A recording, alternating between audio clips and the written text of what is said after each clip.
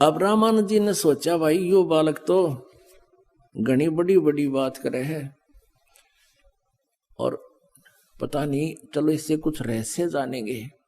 कहने लगा बच्चा तू चुप रह थोड़ी देर।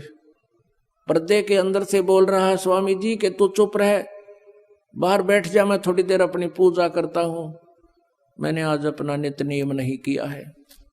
उनका नित्य नियम ये था कि वो वैसे कर्मकांड तो करता था लेकिन मानसिक करता था। कर्मकांड कैसे होते हैं, जैसे भगवान विष्णु की मूर्ति कोई पत्थर पीतल या जैसी भी श्रद्धा से वो बनवा लेते हैं, उनको सुबह उठकर भगवान के सब कपड़े उतार कर स्नान कराते हैं, स्वच्छ जल से नहलाते हैं मूर्ति को और स्वच्छ कपड़े ताजे पहना देते हैं, नीचे से धोती बांध देते हैं और कपड़ा कुर्ता पहना देते हैं और मुकुट रखते हैं और साथ में एक कंठी एक मनके की, तुलसी के एक मनके की एक कंठी भी गले में डालते हैं और तिलक लगाते हैं भगवान के। एक वैष्णव परंपरा की जो सारी क्रिया उसमें करते हैं।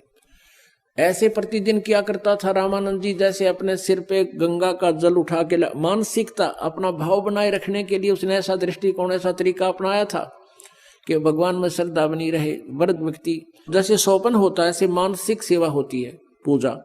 तो जैसे गंगा पर गया हो स्वामी जी, वहां से बर्तन भरे, बर्तन सिर पे रखा भगवान के नहलाने के लिए, चलता हुआ आ रहा, इमेजिन कर रहा है, कल्पना कर रहा है, लाकर रख दिया। भगवान के कपड़े उतारे, काल्पनिक मूर्ति, और सब कपड़े उतारे, नवाए प्यार से, सब कपड़े स्वच्छ पहना दिए और तिलक लगा दिया, मुकुट रख दिया।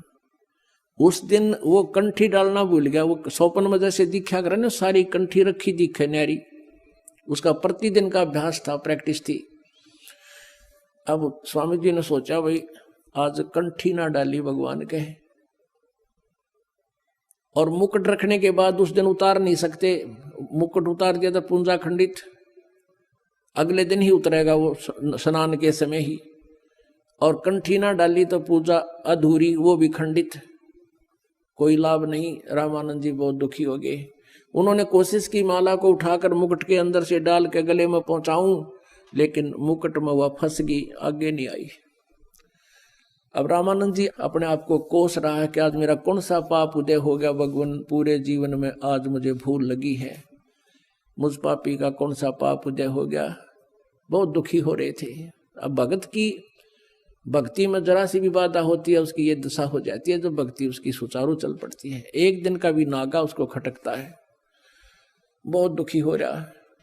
परमात्मा बाहर खड़े हैं 5 वर्ष की आयु में, कबीर देव जी, कबीर साहब, वो परम अक्षर ब्रह्म अंतर्यामी, आगे पर्दा लगा हुआ है, मानसिक पूजा कर रहा है, सब कल्पनाएं कर रहा है, और परमात्मा बाहर से कहते हैं स्वामी घुंडी खोल के,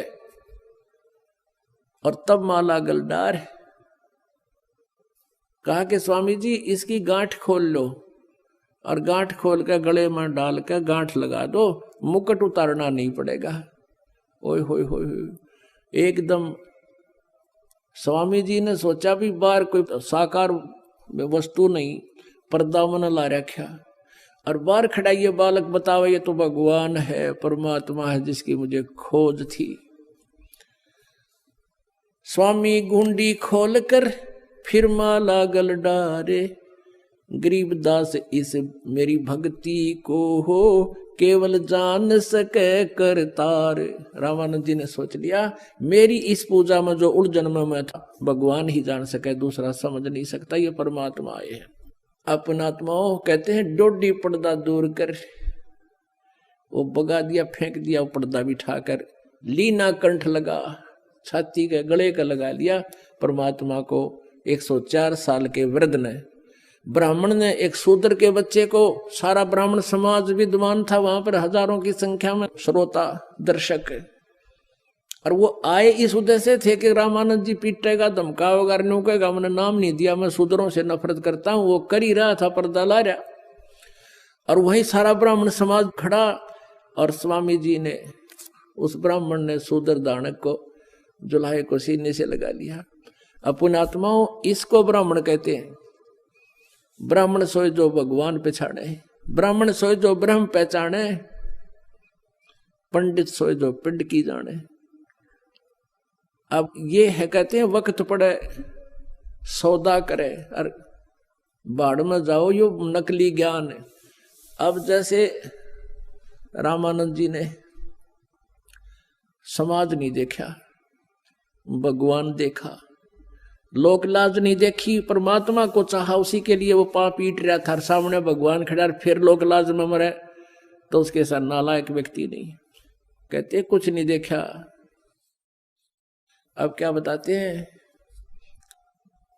डोडी पर्दा दूर कर लीना कंठ लगाए, गरीब दास गुजरी बहुत जब बदन बदन मिलाए। जब शरीर के शरीर मिलाया एक दानक के साथ एक ब्राह्मण ने, और 600 साल पहले जो छुआछात चरम सीमा पर थी, कहते हैं उसके बीती तो बहुत बूढ़ी, मन मन में यू मन तो उस्ताद है ना, बकवाद में लगा रहता है।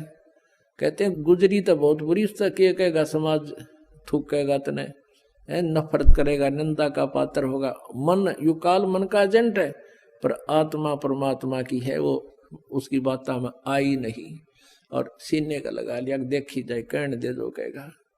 जिसके लिए पैर पीट रहा हूं, जिसके लिए सारा जीवन खो दिया, वो सामने खड़ा, और मैं नखरे करूं मेरे जैसा दुष्ट नहीं। अब फिर परमात्मा ने, क्योंकि ये सारा कुछ ज्ञान भी तो बताना था, औरों को भी बहुत से समझाना था, रामानंद जी का फिर सोचा, क्या बताते हैं, मन की पूजा तुम लखी मुकुट माल परवेशे, गरीब दास गत कौन लखे है, तेरा कौन वर्ण कौन बेखे। अब रामानंद जी कहने लगे कि मन की पूजा तुम लखी, मेरे मन की पूजा तुमने देख ली, तुम परमात्मा हो, मुकुट माल प्रवेश, मुकुट में वह माला अड़गी थी, आपने विधि बता दी, आपने देख कैसे लिया भगवान हो। रामानंद जी बोले, हे भगवान, आपको हम कैसे पहचान सकते हैं, आप किस तो वर्ण में, यानी जुलाहे वर्ण में खड़े हो, और किस वेशभूषा में। एक छोटा सा बालक धोती बांधे टोपी पहने खड़ा, एक छोटा सा बालक धोती बांध के खड़ा है, 5 वर्ष का बालक, और तुझे भगवान मानू क्यों करे, कैसे समझाया दुनिया का मालिक आपको कैसे पहचान सकती है। अब मेरी तो बुद्धि आपने खोल दी, अब तो मैं तो आपको स्वीकार कर रहा हूं। मन की पूजा तुम लखी मुकुट माल परवेश, दास गरीब गति को लखे है, कौन वर्ण कौन भेख।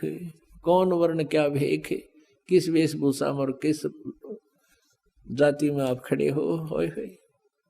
या तो तुम शिक्षा दे मान लई मन मोरे, गरीब दास कोमल पुरसी हमरा बदन कठोर। जो मालिक को सीने से लगाया रामानंद जी ने परमात्मा को, ऐसा शरीर था जैसे रुई का होया करे, ओए कति रुई जैसा, क्योंकि वो शुक्रम अकायम ऐसनाविरम, ये हार्ड मास का नहीं, उनका तेज पुंज का शरीर था। तो रामानंद जी कहते हैं कि ये तो मैं समझ गया भगवान, आपकी शिक्षा को आप मेरी फड़क निकालना चाहो थे जाति और पाति की, वह तो मेरा समझ में आएगी। और परमात्मा, आप, मेरा तो शरीर वज्र जैसा है, कठोर है, और आपका तो कोमल शरीर है। आप सचमुच प्रभु।